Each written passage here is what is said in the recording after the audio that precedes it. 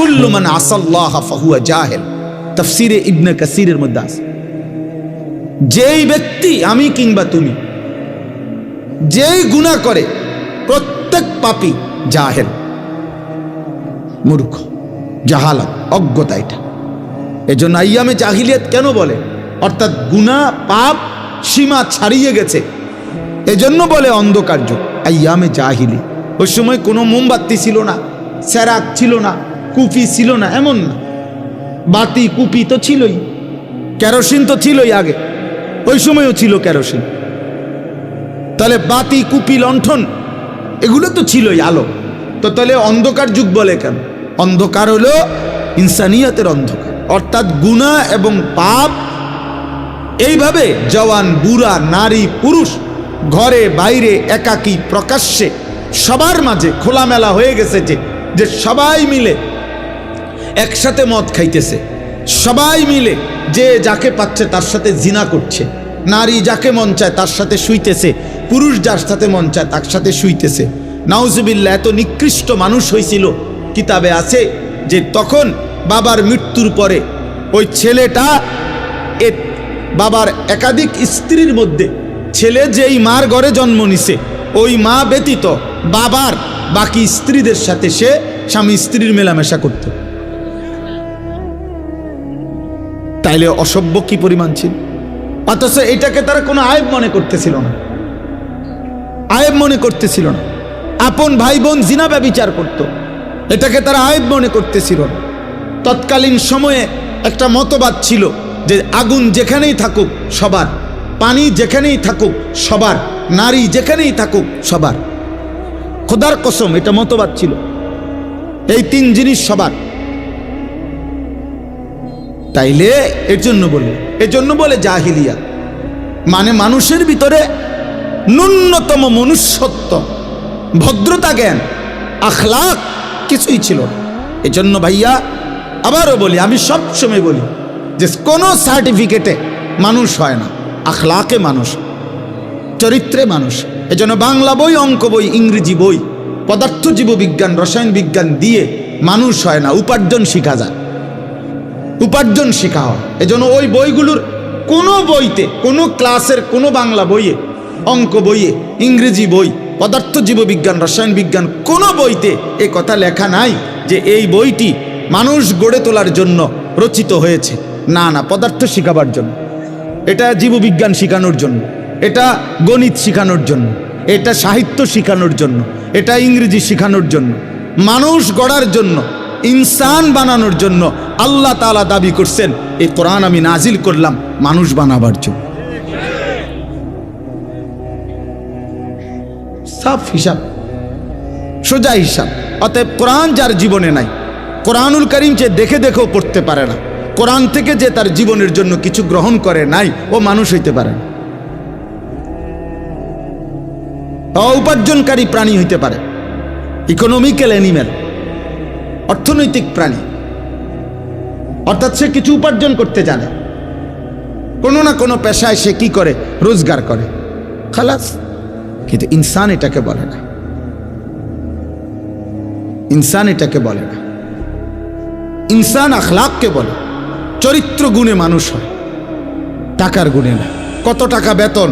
1 লাখ টাকা। হ্যাঁ, তে মানুষের মতো মানুষ হয়েছে। কেমন হয়েছে? 1 লাখ টাকা। 1 লাখ টাকা কারো ইনকাম হইলে সে যদি মানুষ হয়, তো তাইলে যার ইনকাম 10 লাখ টাকা সে তো মহামানুষ, সে তো মহামানব, বোঝে না? সে তো আতি রোমান। তাইলে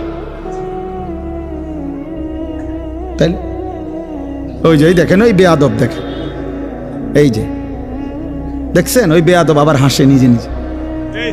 হ্যাঁ, না না কিছু বলেন, আমি বলবো, আমি বুঝাইলাম আর দেখাই আর কি মাঝে মধ্যে। এই যে বললাম যে প্রতিবন্ধী, কোনো শব্দে কাজ করে না, ব্রেনে কাজ করে না, আমি তো এটাই বুঝাইতে চাই, এটাই তো দেখাইলাম। ওর অসভ্যতাও করেই যায়, এটাই তো প্রতিবন্ধিতার লক্ষণ। ব্রেনে কাজ করে না, আলাদা পার্থক্য জ্ঞান। প্রতিবন্ধী কাকে বলে? যার পার্থক্য জ্ঞান। বুদ্ধি প্রতিবন্ধী মানে যার মধ্যে পার্থক্য জ্ঞান নেই, যে পেশাবেও হাত দেয়, পানিতেও হাত দেয়, সেই তো প্রতিবন্ধী। সুস্থ স্বাভাবিক জ্ঞান যার মধ্যে নাই। আজ শুধুমাত্র দোস্ত এই পরিমাণ কিশোর নওজোয়ান তোমরা, মুসলমানের সন্তান তোমরা, সর্বোচ্চ 20 কিলোমিটার থেকে আসছো, নয়তো 30 কিলোমিটার জায়গার ছেলে তোমরা। তোমরা নর্থ বেঙ্গল থেকে আসো না, তোমরা খুলনা বরিশালের না, তোমরা পার্বত্য চট্টগ্রামের না, কাছাকাছি জায়গার মানুষ, অল্প একটু জায়গা। তাহলে 30 কিলোমিটার এরিয়ার ছেলে যদি তোমরা হও, তোমাদের এখানে যদি 500 ছেলে হয়ে থাকো ধরো, তে 500-র মধ্যে 480 জনের চেহারা বলতেছে এক ওয়াক্ত নামাজ পড়ো না। আর কি আছে? আমি বললাম আমি দাঁড় করাই এখন বেনামাজি। বেনামাজি তো অসভ্য, বেনামাজির চেহারা দেখলেই তো চেনা যায়। বেনামাজি দয়া মায়াহীন, বেনামাজি গাদ্দার, বেনামাজি অহংকারী, বেনামাজি বেয়াদব, বেনামাজি আল্লাহর দুশ্মন, বেনামাজি রসুলুল্লাহর দুশ্মন, বেনামাজি কোরআনের দুশ্মন, বেনামাজি ইসলামের দুশ্মন, বেনামাজি পবিত্র মায়ের কলঙ্ক, বেনামাজি এক বাবার সারা জিন্দেগীর মেহনতের অভিশাপ। অভিশাপ বাবার কলঙ্ক, যে আমার 16 বছরের মেহনত, আমার 40 বছর পর্যন্ত আমার জীবনে আমি যা রোজগার করছি, জীবনে মানুষ বানাইতে পারিনি। খাট বানাইতে পারছি, সোফা বানাইছি, এক সেট টাইলস লাগাইছি, কিন্তু মানুষ বানাইতে পারিনি। এই জন্য বাবার অপমান, এটা মায়ের অপমান, মায়ের অপমান, চরিত্রহীন যুবক মায়ের অপমান, বাবার অপমান। এই জন্য বাবা তোমরা বুঝো, সাফ কথা, এই পরিমাণ কিশোর যুবক তোমরা এক এলাকার, তো তোমরাই একজন আরেকজনের দিকে দেখো, তুমি দেখলো আন্দাজ করবা যে নামাজ পড়ে কিনা। কেন নামাজ পড়বে না? এত কম বয়সে আল্লাহ ভুলে গেলা? মাত্র 18 বছর বয়সে এক ওয়াক্ত নামাজ যারা পড়লা না, এত অল্প বয়সে মুসলমানের বাচ্চা হয়ে এত বড় গাদ্দার হয়ে গেলা। তাহলে 40 বছর পর্যন্ত বেনামাজি যদি চলতে থাকে, তো তুমি তো দাজ্জাল হয়ে যাবে। হ্যাঁ, ওই মাত্র 16 বছরে এত বড় গাদ্দার, চিন্তা করেন, বলেন ভাই, বিষয়টা নিয়ে ভাবেন। 18 বছর বয়স্ক ছেলে আপনি যদি তার কলজা খুললে দেখেন, তো নারী এক রাইতে দেখে লাইছে হাজার হাজার, এক সপ্তাহে উলঙ্গ ছবি দেখে ফেলছে হাজার হাজার, সারা রাত। আহা, জানোয়ার যদি এত কম বয়সে যদি এত উলঙ্গ ছবি দেখে ফেলে, তো এরপরে বিবাহিত বয়সে নারীর কোনো মজাই তো পাবে না। ও তো যা দেখার দেখেই ফেলছে। এই হাইওয়ান তো আর বিয়ে করবে কি? আর ও স্বামী স্ত্রীর বন্ধন তার দরকার কি তখন? এই জন্য ঘরকে ঘর, এলাকাকে এলাকা পরকীয়া। স্বামীও তৃপ্ত না, স্ত্রীও তৃপ্ত না। বেডিরও হিসাব হইল না, আমার হিসাবে আমি আরো ভালো বেড়াই ফাইলাম, বেডার হিসাব হইল না, রে আমি ঠকছি রে, আমি তো আরো কি রে, আমি আজীবন ভর মোবাইলে কি দেখলাম, আমি এটা কি ফাইলাম, এত বালা বালা বেডি তো আমি মোবাইলেই দেখছি। হ্যাঁ, হাইশো না, আমি হাইশো না। আর কোনোদিন সুখ মিলবে না, আর কোনোদিন সুখ মিলবে না। জীবনের এই অতৃপ্তি, খোদার কসম, সবচেয়ে বড় অতৃপ্তি।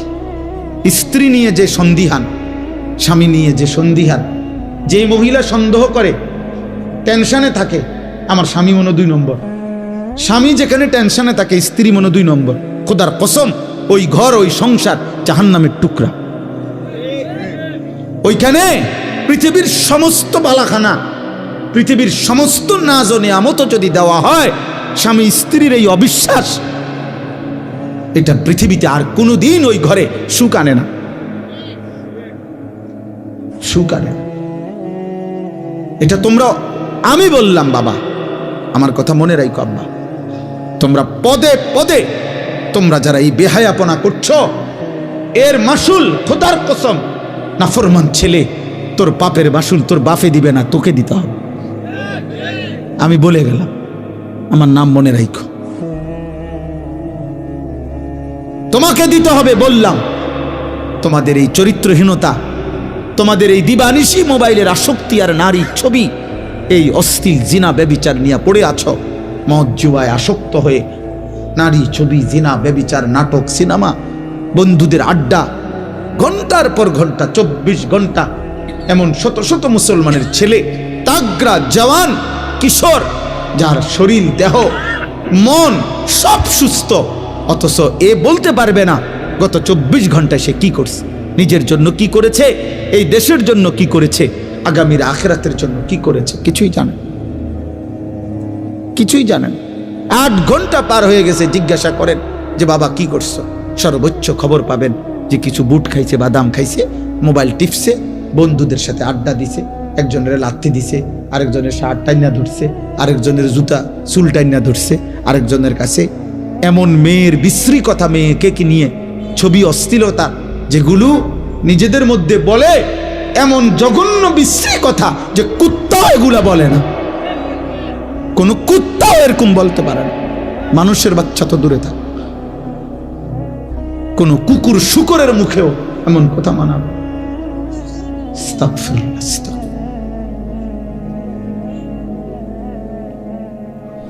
মা ইয়ালফিজু মিন কাউলিন ইল্লা লাদাইহি রাকিবুন আতীদ। আল্লাহ বলে, বান্দা তোমাদের জবান দিয়ে যা কিছু বের হয় প্রত্যেক শব্দ আলাদাভাবে আমার একজন ফেরেশতা শুধু তোমাদের শব্দ কথাগুলো আলাদাভাবে লিখতেছে। আমাদের ডান কাঁধে বাম কাঁধের আমল নামায় সারা দেহের সব কর্মকাণ্ড লেখা হয়, আর শুধু জবানের কথা এখানেও লেখা হয় আমল নামা, আবার আলাদা আরেকটি ফাইলে লেখা। এটাই তাফসীর। আমাদের প্রত্যেককে মনে রাখতে হবে, কিশোর ভাই, যুবক ভাই, কেন আমি এতটা অস্থির, খোদার কসম আল্লাহ রসুল বলছে প্রত্যেক মানুষকে তার জীবনে শুধু যৌবনকালের হায়াতের যৌবনকালের হিসাব দিতে হবে তাকে 2 বার আল্লাহর সামনে আখিরাতে, 2 বার। একবার আন উমরিহি ফিমা আফনাহু, একবার তার পুরো হায়াতের হিসাব দিতে হবে, তো পুরো হায়াতের মধ্যে যৌবন বলতে হবে। আরেকবার আলাদা আল্লাহ আবার বলবেন, বান্দা এবার আবার বলো ও আন শাবাবিহি ফিমা আবলাহু, তোমার যৌবন কোথায় ব্যয় করেছ। কমপক্ষে 15 বছর থেকে 40 বছর, এই মাঝের এই 25 বছর আলাদা আবার বলো, আবার বলো। এই 25 বছরের রাত্র দিন সকাল দুপুর সুস্থতা আমি আল্লাহ যোগ্যতা দিছিলাম, সবল স্বাস্থ্য, শরীর, সুস্থতা, সমস্ত অঙ্গের পূর্ণ ক্ষমতা আমি দিয়েছিলাম, বান্দা সেটা আমার পথে ব্যয় করেছো কতটুকু, শয়তানের পথে ব্যয় করেছো কতটুকু, বলো। সেদিন বুঝবা আব্বা ফেরেশতার এক এক লাথি কি জিনিস, সেদিন বুঝবা। হাদিসের মধ্যে আছে, তাফসীরে, ফেরেশতা জাহান্নামের মাঠ থেকে জাহান্নামীদেরকে নিবে হাঁটাইয়া না লাথি দিয়া দিয়া, একটা লাথি দিয়া দিয়া, ফেরেশতা লাথি দিয়া দিয়া নিবে। সেদিন বুঝবা। দুনিয়া তো তুমিও ভোগ করো, আমরাও ভোগ করি। আজকের দুপুরে যদি তোমরা খানা খাই থাকো, তা আমরা চিরা খাই নাই, আমরা খানাই খাইছি, আমরা খানাই খাইছি। সকালে যদি তুমি নাস্তা করে থাকো, তো আমরা বন খাই নাই, আমরা নাস্তাই খাইছি। তো দুনিয়া তো তুমি ভোগ করলা, আমরাও ভোগ করলাম। আলো বাতাস, রোদ বৃষ্টি, খানা, খাদ্য, খাবার, স্ত্রী, সন্তান, সংসার, ঘর বাড়ি, বিল্ডিং, দালান, এগুলো তো আমাদেরও আছে, নামাজি বান্দাদেরও আছে এগুলো। তাহলে বেনামাজি, পাপী, নাফরমান আলাদা কি ভোগ করছে? আলাদা তো ভোগ করছে না, গুনাহ করছে। আর গুনার মধ্যে কোনো উপভোগ নাই, আফসুস আছে। একজন স্বামী স্ত্রী, ওনারা বৈধ, ওনারা যখন তখন স্বামী স্ত্রী একত্রিত হইতে পারে, কিন্তু একটা নাফরমান চরিত্রহীন সারা রাত যদি উলঙ্গ ছবি মোবাইলে দেখে, একটানা 1 সপ্তাহ, উপভোগের তো কিছু নাই, আফসুস ছাড়া। হিসাব বুঝেন নাই? হয়তো শুধু আফসুসে না করে, হয় দেখে শুধু কিন্তু আফসুস করে, তার কলিজার উপভোগ বলতে তো কিছু নাই। কিন্তু স্বামী স্ত্রী তো হালাল ভাবে নিজেদের জীবন ভালোবাসা উপভোগ করে, উপভোগ করে। এজন্য কোনো মদখোর, এই যারা নেশা নিয়ে লেখেছে, মাদকাসক্ত ব্যক্তি, সে কোনোদিন তৃপ্ত হয় না। পানি খাইয়া মানুষ বলে যে আর খাবো না, আমার তৃপ্তি হয়ে গেছে ভাই, পানির তৃষ্ণা ছিল, আলহামদুলিল্লাহ, আর লাগবে না এখন। কিন্তু কোনো নেশাখোর এটা বলতে পারে না, সিস্টেম নেই। নেশা না এমন যে এক সাগরও যদি মদখোর মদ পান করে তারপরেও তার তৃপ্তি হয়। কোন জুয়ারি, যারা জুয়া খেলে, এই জুয়াখোর কোনোদিনও বলতে পারে না আর খেলতাম না, ছাড়ছে, আমার তৃপ্তি হয়ে গেছে। না, তৃপ্তি হয় না। কোন সুদখোর, কিস্তিখোর, হারামখোর, একটা সুদখোর জীবনে কোনোদিন বলে না যে তৃপ্তি হয়েছে আমার, আর লাগতো না, আর সুদ লইতাম না। গুনাহ তৃপ্তি দেয় না। বেপর্দা নারী, একজন বেপর্দা নারী রাস্তায় যে বের হয়, এবার যদি আপনি সংখ্যা গুণনা বলেন যে বোন আপনার যে বেপর্দা বাইর হইছেন, আর আপাতত 50 জন বেডই দেখছে আজগা এই 1 ঘন্টার ভিতর, সাইর বুড়ি আপনার এখন ঘরে যান গা, কইব না আমি 50 জনের লোকে বাইরেছি না। তো কতজন দেখলে সারবে না, কোনো সংখ্যা নাই, দেখতে থাকো, আমার কোনো তৃপ্তি নাই। অসভ্য নারীর কোনো তৃপ্তি নাই। একজন নর্তকীকে জিজ্ঞাসা করেন যে আপনার নাচ কয়জনে দেখলে সারবো, আমরা এতজন ঠিক করি, হে বলতে পারবে এরকম। কিন্তু একজন পবিত্র ইমানদার স্ত্রী, তাকে বলেন আপনি যে তোমার কয়জন স্বামী দরকার, সে বলবে আমার একজন স্বামী যথেষ্ট। এটাই তো পার্থক্য। ইবাদত, আল্লাহর হুকুম পালন, হালাল স্বস্তি দেয়, তৃপ্তি দেয়। গুনাহ ও তৃপ্তি বাড়ায়, গুনাহ অশান্তি বাড়ায়, গুনাহ আগুন জ্বালায়। এজন্য আল্লাহ কোরআনে বলছেন গুনাহ আগুন। কু আনফুসাকুম ওয়া আহলিকুম নারা, হে ঈমানদারগণ, তোমরা তোমাদের নিজেদেরকে এবং পরিবারের সদস্যদেরকে জাহান্নামের আগুন থেকে বাঁচাও। এই আগুন মানে গুনাহ। দুনিয়ার মধ্যে তো আর এই মুহূর্তে জাহান্নামের আগুন জ্বলতেছে না, আর জাহান্নামের আগুন তো জাহান্নামে। তো আল্লাহ যে বললেন তোমরা তোমাদের পরিবারের সদস্যদেরকে আগুন থেকে বাঁচাও, তো আগুন কই? আগুন তো কোথায়? বোঝেন নাই কথা তো। এই কথার মানে কি বলেন, আপনাদের বুঝে কি বলে? কিসের থেকে বাঁচাও? হ্যাঁ, গুনাহ থেকে বাঁচাও। মানে দুনিয়াতে দৃশ্যমান কি বুঝাইতে চাইছে তাহলে আল্লাহ? গুনাহ থেকে বাঁচাও। তাহলে মানে তাহলে আগুন বলল কাকে? গুনাহ। তাহলে প্রতিটা গুনাহ কি? আগুন। কখনো সুখ দেয়, আগুন লাগলে সুখ হয় না। এক জাররা মেস বাতির দেশলাইয়ের আগুনও এক কোনাতেও যদি লাগে আঙ্গুলের, সেটা তৃপ্তি দেয় না, এটা অস্বস্তিতে ফেলে, অশান্ত করে দেয়। এই জন্য আব্বা তোমরা ফিরো, তোমরা নিজেরে নষ্ট করে দিও না। হইতে পারে বাবা পারতেছে না, আরে তোমাদের বেঈমানের মতো চুল, মুশরিকের মতো চুল দেখলে ভয় পায়, বাবা ভয় পায়, তোমার মা তোমাকে ভয় পায়, যে সন্ত্রাসী মাস্তান চাঁদাবাজের মতো চেহারা, চুল, এই বেঈমান, পরে দেখলেই তো ভয় পাই, যা বাদ দে, ফিসা দিয়ে ফির। আহা, মা যদি বলে ফেলে যা বাদ দে, আর হইতো না। আল্লাহ পাকের ইচ্ছা, আর ফেললাম, আহারে অভিশাপ তো লাগিয়ে গেল। বাতে না খাইতে আরে বাবা, আখেরাত তো আর মিলবে না।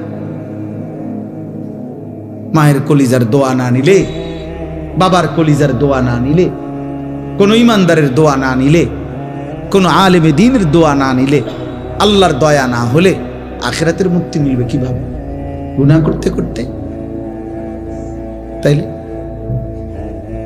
এজন্য বুঝতে শেখো, তুমি তোমারে রহম করো। আমি প্রত্যেক দিন বলি, ছেলেরা, অসংখ্য ছেলে তো নিজের হাতে নিজেরে ইচ্ছা করে নষ্ট করে দিচ্ছ, কেউ তোমা করে মনে রাখবে না। একটা পাপী, একটা নাফরমান, একটা নাফরমানকে, পাপীকে পৃথিবীর মানুষ শ্রদ্ধার সাথে স্মরণ করে না রে। ফেরাউন, এই নাম সে তো দুনিয়া ভোগ করছিল, কিন্তু এই নাম পৃথিবীর মানুষ কোন কুত্তার নামও রাখে না। নমরুদ, এই নাম পৃথিবীর মানুষ কোন কুত্তার নামও রাখে না। আবু জেহেল, আবুল আহাব, এই নাম পৃথিবীর মানুষ কোন কুত্তার নামও রাখে না, কোন জানোয়ারের নামও রাখে না। কিন্তু বেলাল, এই নাম পৃথিবীতে 1450 বছর পরে এক হাবশি গোলাম কৃতদাস ছিল, কিন্তু আল্লাহকে রাজি করছে। আজ 1450 বছর পরেও লক্ষ কোটি ইমানদারের সন্তানের নাম পৃথিবী জুড়ে